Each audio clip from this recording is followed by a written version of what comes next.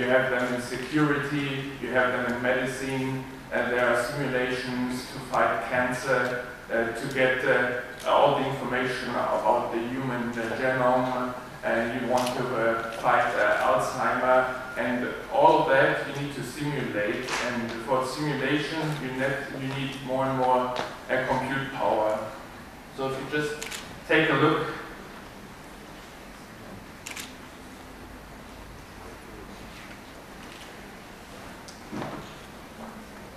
when we started like 10 or 15 years ago, 1 teraflop of compute power was very much like 5 years ago. If you want to build a supercomputer using 5 or 6 teraflops, it costs you between $1 to $5 million.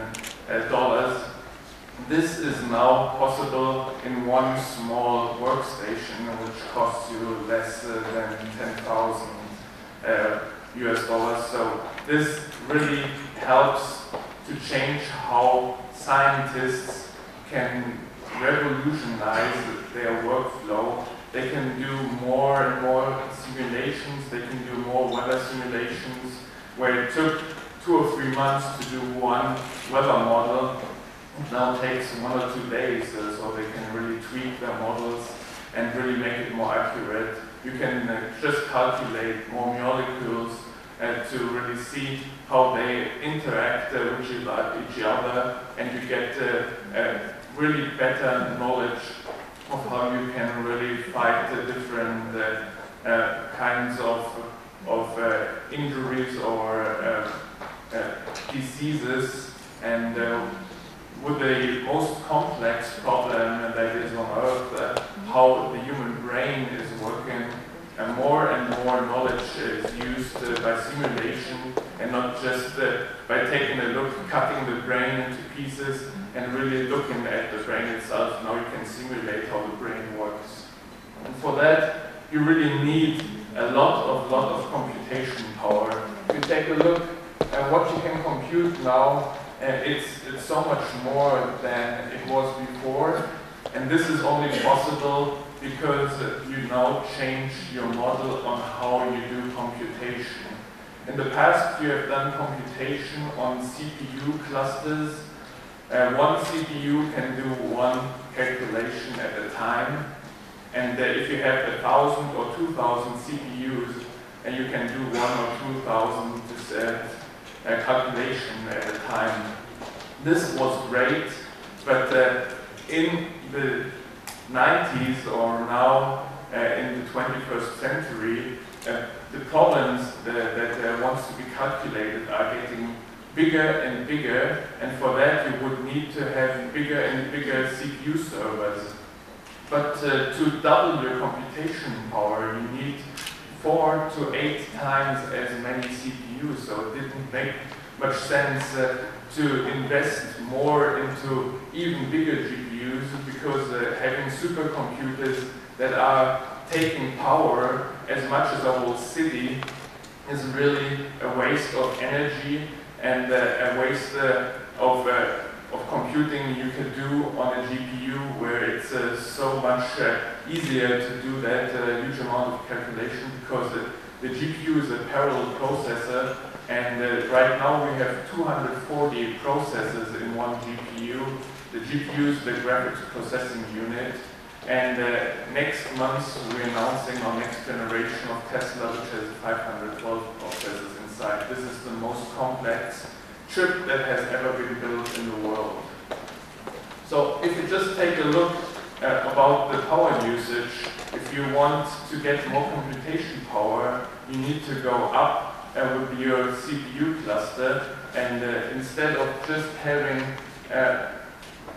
power usage of like a neighborhood, which is what the supercomputers are using now, you need to have a power that is consummated by a town or even by a big city.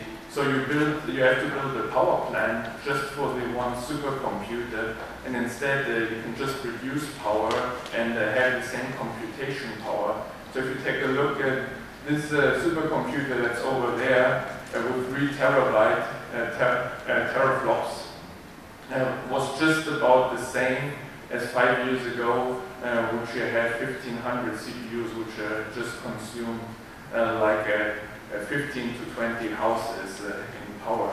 You have just one that consumes a little in a household. So, and this is a huge benefit to the people that are using supercomputers and the scientists that are working on supercomputers. And this is only possible because we combine now CPUs and GPUs.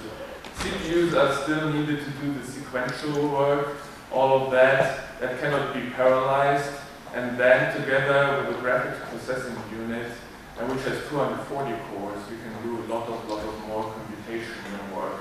And here with 3 Tesla cards inside, you have 3 times 240, which is over 700 processors in one workstation.